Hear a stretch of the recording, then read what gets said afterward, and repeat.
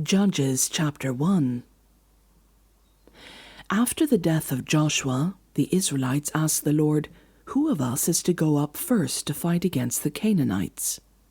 The Lord answered, "Judah shall go up. I've given the land into their hands." The men of Judah then said to the Simeonites, their fellow Israelites, "Come up with us into the territory allotted to us to fight against the Canaanites. We in turn will go with you into yours." So the Simeonites went with them.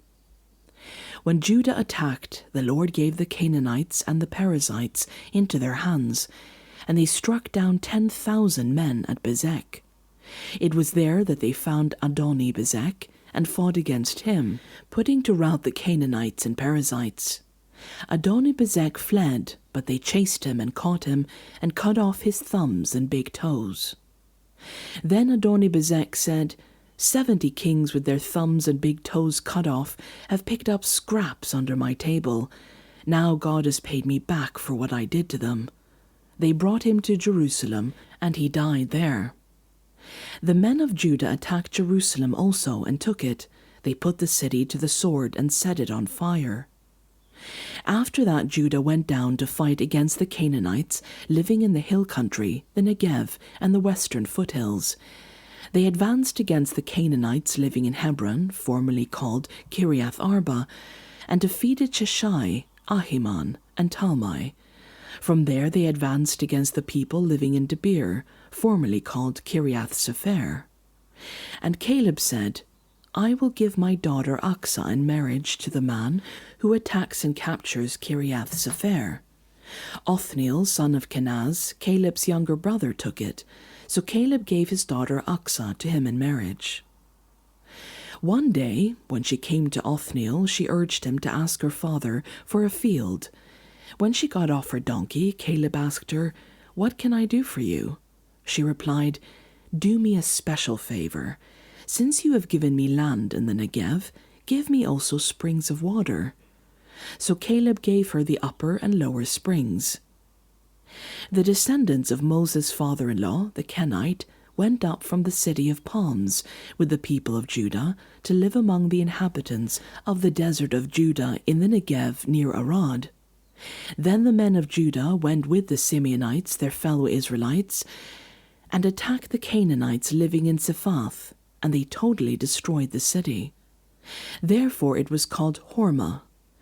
Judah also took Gaza, Ashkelon, and Ekron, each city with its territory. The Lord was with the men of Judah. They took possession of the hill country, but they were unable to drive the people from their plains, because they had chariots fitted with iron. As Moses had promised, Hebron was given to Caleb, who drove from it the 3 sons of Anak. The Benjamites, however, did not drive out the Jebusites, who were living in Jerusalem. To this day the Jebusites live there with the Benjamites. Now the tribes of Joseph attacked Bethel, and the Lord was with them. When they sent men to spy out Bethel, formerly called Luz, the spies saw a man coming out of the city, and they said to him, "Show us how to get into the city, and we will see that you are treated well."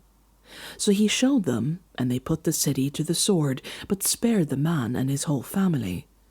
He then went to the land of the Hittites, where he built a city and called it Luz, which is its name to this day. But Manasseh did not drive out the people of Bethshan, or Tanach, or Dor, or Ibleam, or Megiddo, and their surrounding settlements, for the Canaanites were determined to live in that land. When Israel became strong, they pressed the Canaanites into forced labor, but never drove them out completely. Nor did Ephraim drive out the Canaanites living in Gezer, but the Canaanites continued to live there among them. Neither did Zebulun drive out the Canaanites living in Kitron or Nahalol, so these Canaanites lived among them, but Zebulun did subject them to forced labor. Nor did Asher drive out those living in Akko, or Sidon, or Alab, or Aksib, or Helba, or Aphek, or Rehob. The Asherites lived among the Canaanite inhabitants of the land, because they did not drive them out. Neither did Naphtali drive out those living in Beth Shemesh or Beth Anath. But the Naphtalites too lived among the Canaanite inhabitants of the land, and those living in Beth Shemesh and Beth Anath became forced laborers for them. The Amorites confined the Danites to the hill country, not allowing them to come down into the plain. And the Amorites were determined also to hold out in Mount Horez, Aijalon, and Shaalbim. But when the power of the tribes of Joseph increased, they too were pressed into forced labor. The boundary of the Amorites was from Scorpion Pass to Selah and beyond.